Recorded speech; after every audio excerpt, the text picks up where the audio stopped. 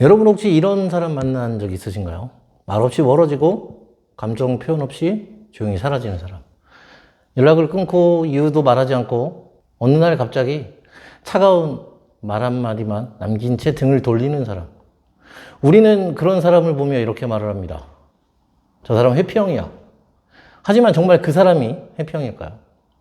아니면 그저 감정을 숨기고 조용히 분노를 품고 있는 내연적 나르시시스트는 아니었을까요?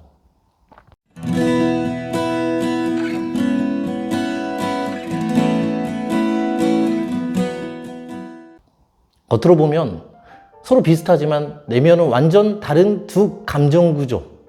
오늘은 그 차이에 대해 여러분들과 소통을 하려고 합니다.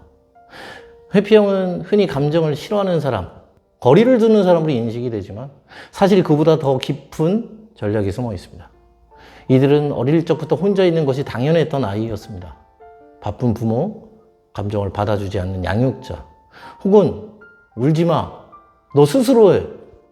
이런 말이 일상이던 집. 그런 집에서 자란 아이는 요구를 줄이고 감정을 숨기고 조용히 혼자 공부하고 조용히 칭찬받는 법을 배웁니다. 때를 쓰지 않고 참으면 어른들이 기특하다고 말하던 그 환경. 그렇게 형성된 도파민 보상 루트. 이 아이는 자기 감정을 숨길수록 칭찬을 받았고 혼자 있을수록 문제없는 아이가 되었으며 결국 외로움과 인정이 섞인 생존 전략을 세우게 됩니다. 그래서 회피형은 감정을 꺼내는 것이 아니라 감정을 숨깁니다. 사랑받고 싶지 않은 게 아니라 감정을 꺼냈을 때 돌아오는 실망과 무응답이 너무 익숙해져 버려서 차라리 아무것도 기대하지 않는 쪽을 선택한 겁니다. 성인이 되어서도 이들은 누군가가 감정적으로 다가오면 불편함을 느낍니다. 상대가 감정을 요구할수록 회피형은 죄책감과 부담을 느끼고 결국 도망칩니다. 왜냐하면 그 감정을 감당하는 방법을 배운 적이 없거든. 회피형에게 감정은 해야 할 책임이 아니라 버거운 과제입니다. 누군가 내 안을 들여다보려고 하며 나는 준비가 안 된 이 내 모습을 들킬까봐 도망칩니다. 감정이 무서운 게 아니라 감정을 주고받는 방식 자체가 불안한 거예요. 이게 회피형의 정체예요. 조용히 사라지지만 사실은 상처 입을까봐 도망치는 아이. 감정을 느끼지 않는 게 아니라 감정을 표현하는 방법을 모르는 사람. 그런데 비슷한 듯 완전히 다른 사람이 하나 있습니다. 바로 내연적 나르시시스트. 이 사람들도 감정을 잘 표현하지 않고 차가워 보이고 혼자만의 세계에 빠진 듯 행동을 합니다. 겉보기에는 회피형과 구분이 안 갈 정도로 비슷해요. 하지만 중요한 건 이 사람들의 내면 구조는 완전히 다르다라는 거예요. 내연 나르시시스트는 보통 유년 시절에 특별한 아이라는 대우를 받으면서 자라는 경우가 많습니다.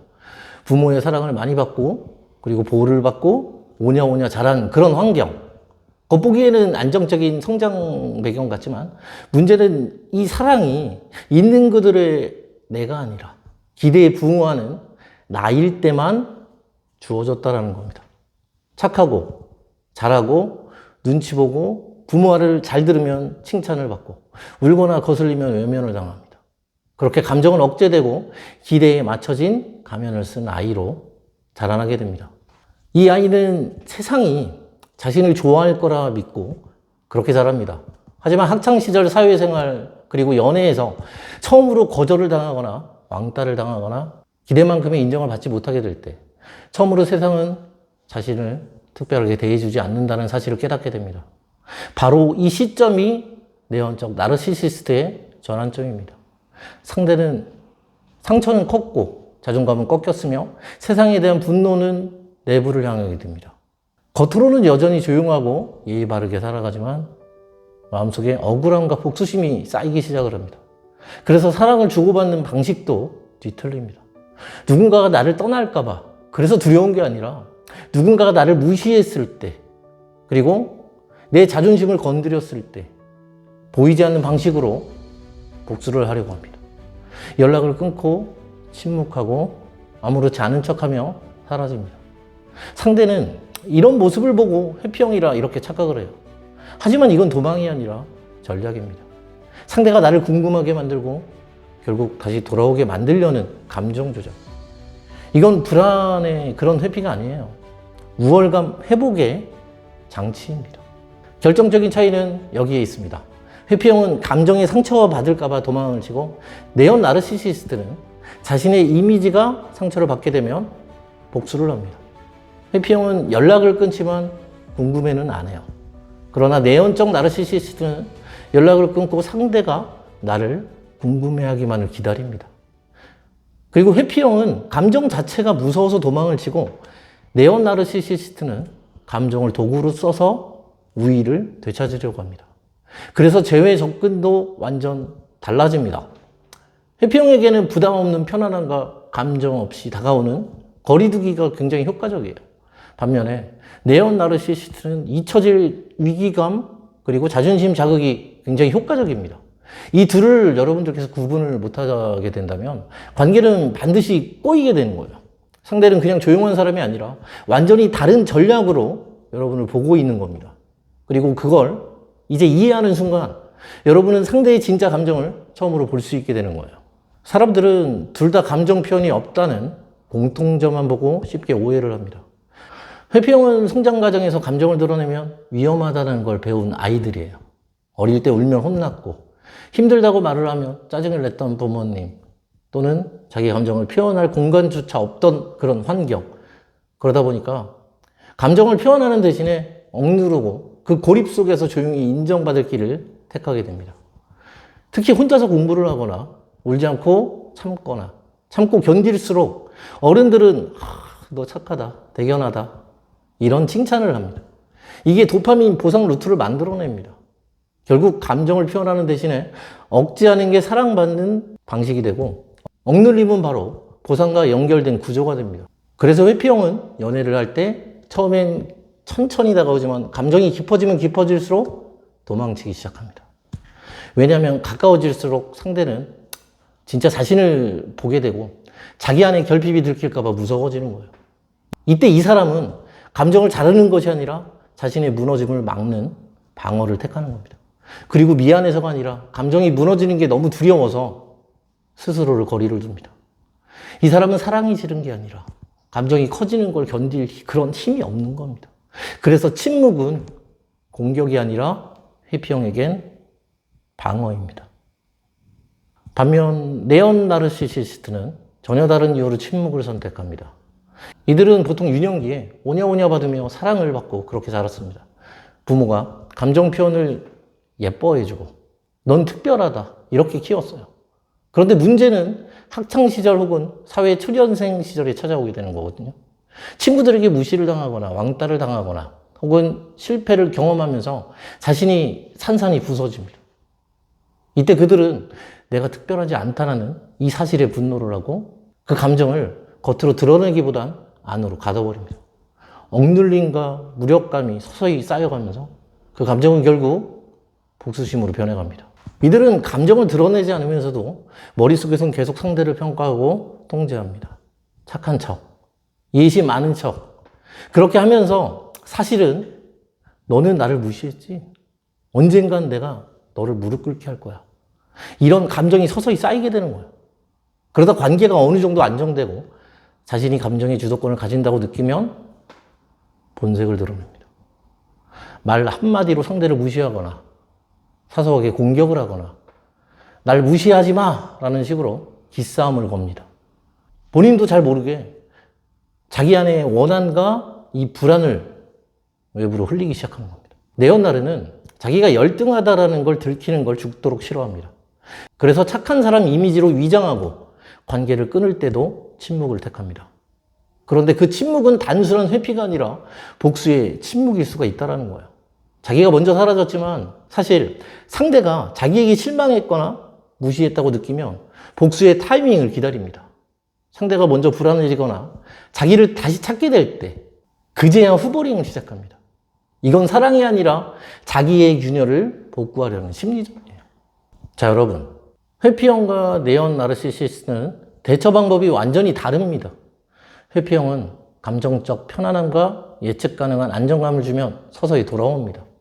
반면에 네온 나르는 자기 우위가 회복되었다고 느낄 때 접근을 합니다. 쉽게 말해서 회피형은 감정을 감당하지 못해 도망을 친 거고 네온 나르는 감정을 조용히 응징하고 여러분들 곁으로 사라진 겁니다. 똑같이 잠수를 타도 그 이유가 다르고 복귀 방식도 전혀 다릅니다. 그렇기 때문에 똑같은 말, 똑같은 전략으로 접근을 하면 하나는 돌아오게 되고 하나는 완전히 망가지게 되는 거예요. 이걸 아는 게 심리학이 아니라 감정을 제대로 읽는 눈입니다. 그리고 그 눈을 가진 사람이 관계의 흐름을 바꾸게 되는 거예요. 이게 바로 여러분이 지금 배우고 있는 재회의 심리학이고 사랑을 다시 이끌어내는 첫 번째 감정 전략입니다. 잘 지내? 이 말 하나 누구에겐 따뜻함이고 누구에겐 도발입니다. 해피형에게 이 말은 편안함의 신호일 수 있어요. 왜냐면 이들은 감정이 아닌 안정에 반응을 하기 때문입니다. 오랜 시간 혼자 견디고 감정의 깊이에서 숨었던 사람에게 가볍고 예측 가능한 말, 이 말 한마디는 이 사람은 나를 공격하지 않는다, 이런 안도감을 줍니다. 그래서 회피형은 조용히 스며드는 그런 사람에게 다시 다가오게 되고 과거의 감정이 터지지 않을 것 같다라는 그 확신이 들 때 감정의 문을 열게 되는 거예요. 재회는 그렇게 조용히 물들듯이 이루어지는 겁니다. 하지만 네온 나르시시스트에겐 그 말이 전혀 다르게 들립니다. 이제 와서 왜? 지금 내가 약해 보인다고 이렇게 생각하는 거야? 이들은 자기 이미지를 항상 지키려고 합니다. 그동안 자기가 떠났고 연락하지 않았고 아무 일 없었다는 듯 이렇게 지냈어요. 그건 복수이고 자존심이었습니다. 그런데 상대가 먼저 말을 걸어오면 그것은 곧 자기 우위가 무너지는 그런 경험이 됩니다. 내가 우위가 아니라 내가 아니라 네가 먼저 왔잖아. 이런 심리적 우위 확보. 바로 그걸 위해서 이들은 감정을 참고 후보링 타이밍을 기다립니다. 여러분, 절대 먼저 오지 않습니다, 상대는. 자기가 통제권을 쥐고 있어야 되는 사람들이거든요.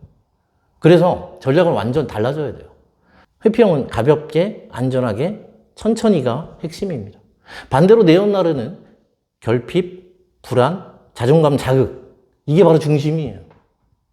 회피형에게 갑자기 감정 표현을 하면 그 사람은 도망을 갑니다. 아직도 감정이 남아있구나. 또 휘말릴까봐 무서워. 이런 생각에 멀어지게 됩니다.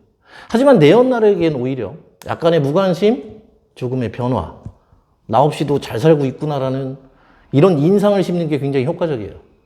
이들은 자기가 가진 영향력이 사라졌다고 느낄 때 도파민 기반의 불안감을 느끼고 그 불안이 후버링을 유발합니다. 회피형은 도망치면서 미안함도 함께 가져갑니다.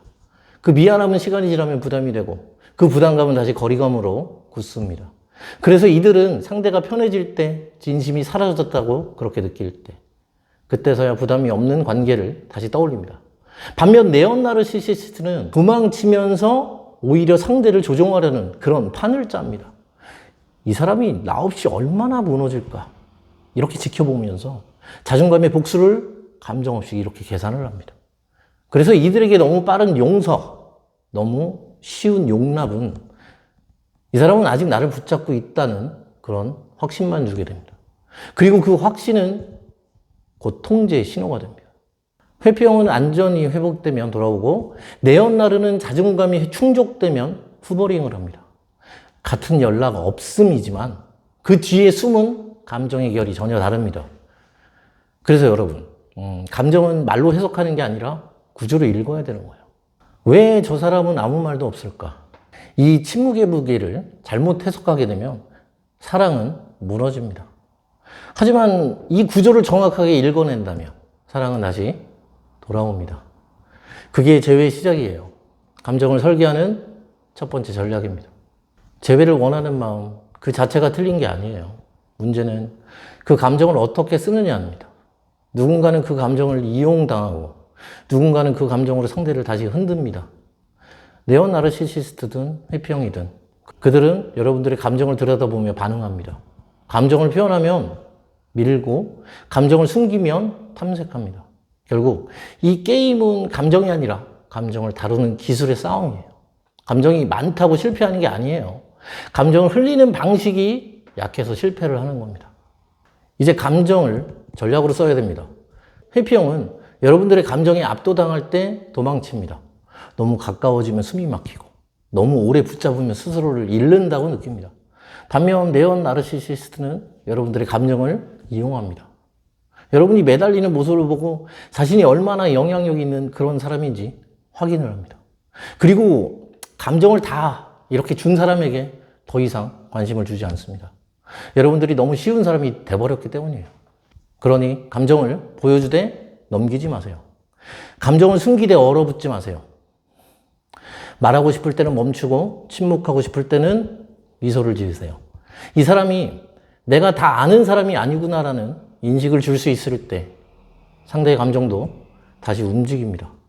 감정을 꺼내는 시점과 방향, 이것이 바로 제외의 타이밍이고 전략이에요. 사랑은 기술이 아닙니다. 하지만 사랑을 지키는 건 기술입니다. 감정은 본능이지만 감정을 지키는 건 선택입니다.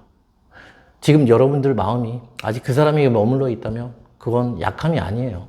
단지 아직 끝낼 수 없다는 여러분들 마음 안의 진심일 뿐입니다.